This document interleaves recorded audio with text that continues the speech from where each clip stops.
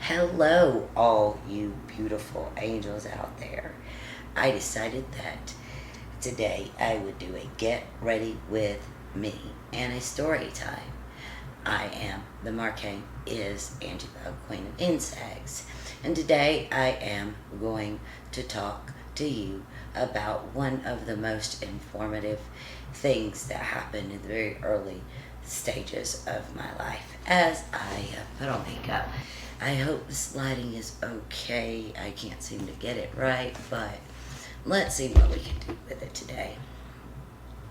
Well, if I think in my other videos I've mentioned that I was born to a mom and a dad, and that I was the middle child of 5 children. My brother was first, and then there were 4 of us girls. My older sister, me, and my 2 younger sisters. Now, my younger sister between me and the baby, she was born when I was 2.5. And then the baby was born when she was 4 and I was 6. And that made us 5 children of a family of 7. Now, at the time, my father, he was in the Air Force. And I may do other story times about some of the very beautiful memories that I have of my father being on base and some of the things that happened there that I remember. But right now, this story is about one of the most life-changing things that happened to me that was not addition to my family and my life. And this is a story that sent me on, well, I could say the journey that I have been on ever since. Now, when my baby sister, Anna, was born, my mom had been on bed rest for a little while. And she was going through a little bit of a postpartum depression. She'd gotten her tubes tied. She'd wanted 6 kids. She only got to have 5 of them. But she got her tubes tied, and she had my baby sister Anna, and her family was complete. And my father, he went on leave from the Air Force in the summer, like just a leave. And we went back to see the family. Now, my father's family had big reunions, so they decided to have one then. I don't remember if it was actually around the time that they normally had it or if they moved it, just so that they could all see my dad and my mom. And then my mom's people were also invited because, they hadn't seen us in a long time, and it was just going to be this big family thing. We were going to, picnic, eat out, play baseball, and go to the lake. Now, my baby sister, Joy, she didn't actually like water. She never liked water. She didn't really like taking baths. She cried every time. But she was super excited while we were at the park after we had eaten, and they were playing baseball or football or something. Probably baseball at the time, since it was summer. And so she was ready, very ready. When are we going to the lake? And my mom was surprised because, she didn't actually like the water, This light is horrendous, but I'll do my best. And so it was a pretty big shock to, most of my family that she was behaving that way, about, water. She didn't really like water, so it surprised everyone that she was looking forward to going into the water. So my mom was like, well, we have to wait. We've just eaten. We can't go right in. We're going to play some ball, and we'll go in a little bit, like an hour or 2. And she just kept on, because she really, really wanted to go. So at some point we ended up going there, the mind of a child, I don't really know how long it took before we went, a couple hours maybe. And then we went to the lake, and we decided we'd go, swimming, our version of swimming. We didn't know how to swim, so we were right at the edge of the water, me, my sister, and my mom. And then Anna was up underneath and she was like 6 months old, and she was up underneath like a umbrella with my grandmother, my mom's mom. And I think my uncle was under there, probably drinking a little bit, And so Joy was right at the edge, up on the beach, right close to the water. And my mom, she said, well, girls, and she was talking to me and Dixie, she said, help me keep an eye on Joy. Make sure she doesn't go in the water, just make sure she stays right where she is. And she was right up at the edge of the beach. We saw her, she was smiling, waving, playing right at the edge. And we were like, sure thing, Mama. And Mama turned around to see, Dad. He was going out there with my Uncle Wayne and my cousin Ben and my brother Chris, and they were going to start trying to teach them how to swim. And all of a sudden my mom looked back, and it was only maybe 5 seconds, 10 max. And then she asked us, she's like, where is JoJo? And I'm like, what? And then we both looked, and she wasn't up there, where is JoJo? And I don't really know, my own mind, I don't know how long it actually took for my uncle to find, and I don't actually remember which uncle found her. That's how young I was, and how everything seemed kind of chaotic after she went missing. And what they figured was that she was trying to follow Dad and Uncle Wayne, and she got caught in the undertow there in the lake. And I remember my family were in a circle, and we were all holding hands, crying. There's a lot of crying and praying. I remember seeing I think it was 3. It seemed like it was 3 from my memory. Like lifeguards. And they were around Joy's body. It was a little swimsuit, But to me, it didn't seem like that. That was Joy. I will say that. It was pretty bizarre. And then I remember being I remember it, a little bit more of it now than I did then. That was what I remembered, till I started really having vivid memories recently of, there was bizarre things. I just remember one of my first stupid songs that I created when I was like maybe a preteen, who knows, today. It was awful, and I don't even know why I remembered it. But I remembered at least the chorus to it, and it sucked. So I will not torment you with that. And so anyway, we will leave off right there, and then we'll probably do some kind of clip and blah, blah, blah. So we'll roughly do a clip at about 9. I'll find where it is.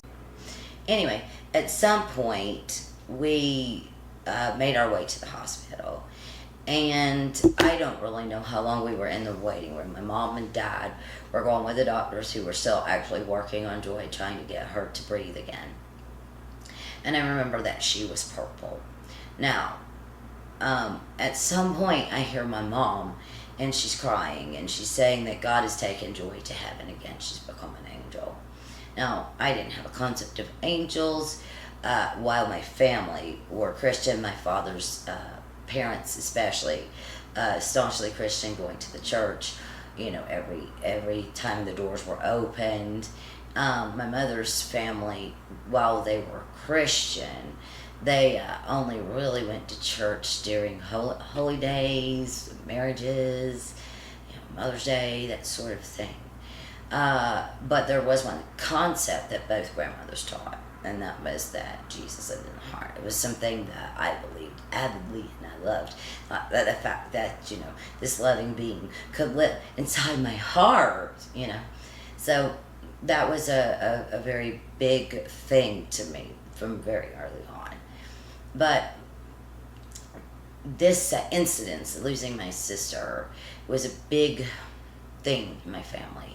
And then me and my brother and my sister, my older sister, we bounced back pretty fast. And Anna, who really didn't have a concept much of joy because she was 6 months when Joy passed, though her life was affected by the repercussions of Joy passing, she did not know her in the way that me, my brother, and my sister did.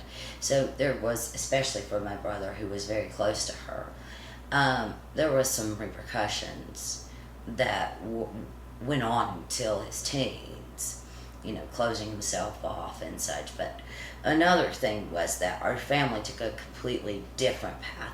Now, my father, he was, in the Air Force, and he was about to sign for another 6 years. Sorry about where it goes blurry. I'm not sure, probably just the poor lighting, and I can't seem to get that to change.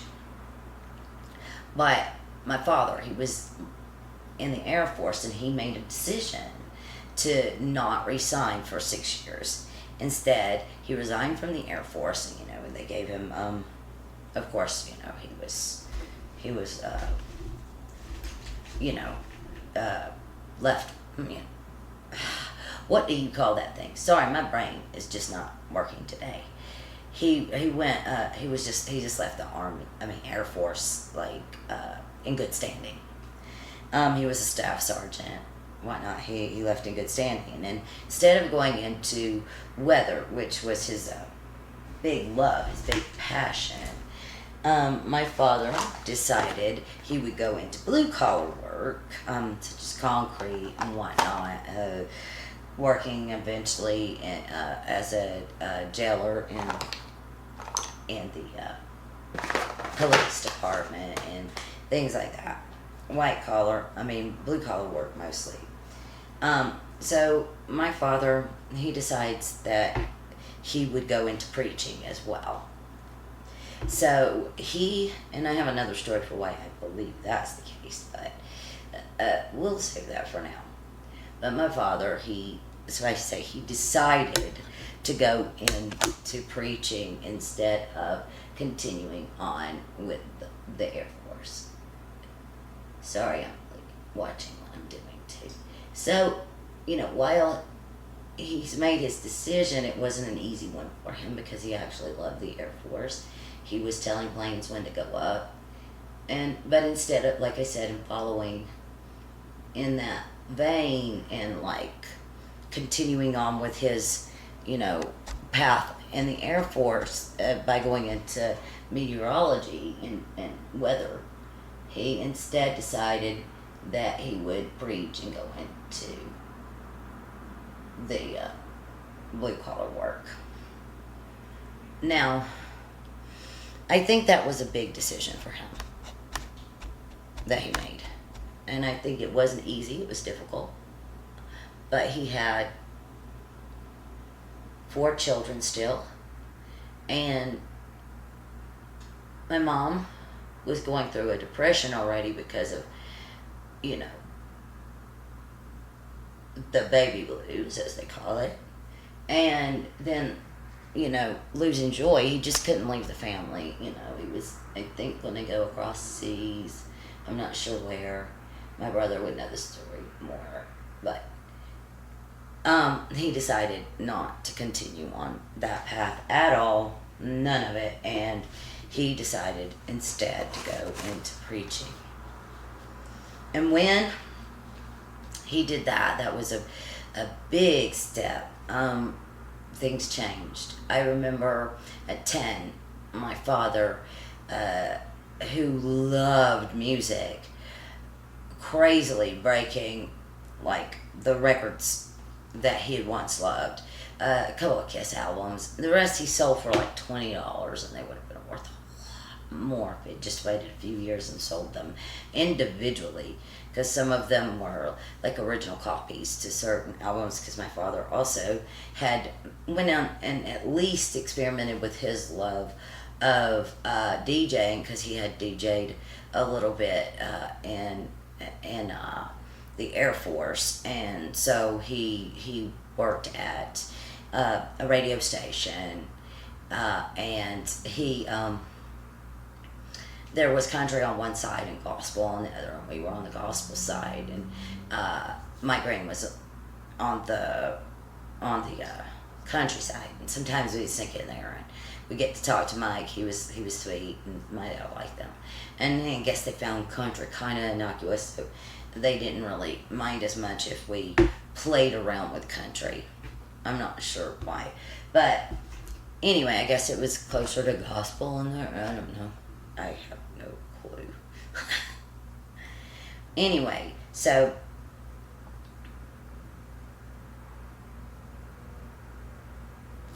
my father eventually became a pastor, and that's another story in and of itself.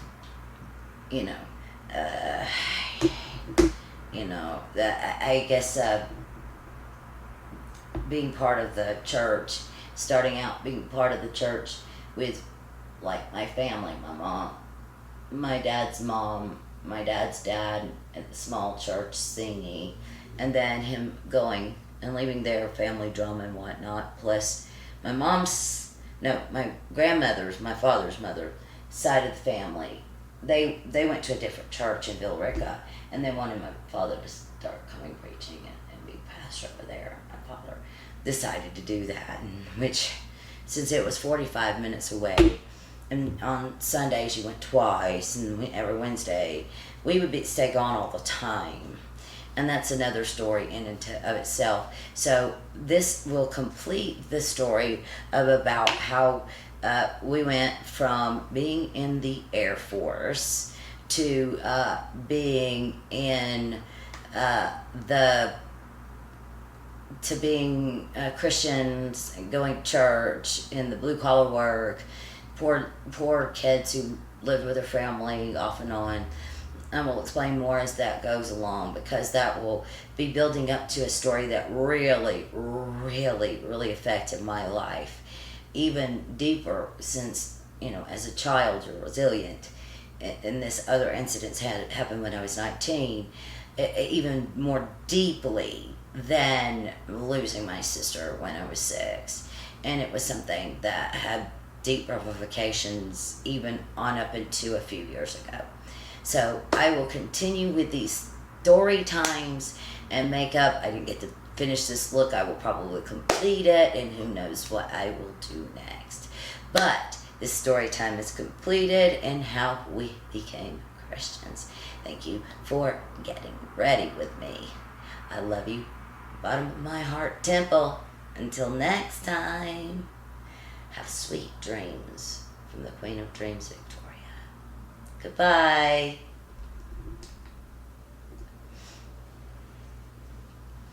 Oh, good.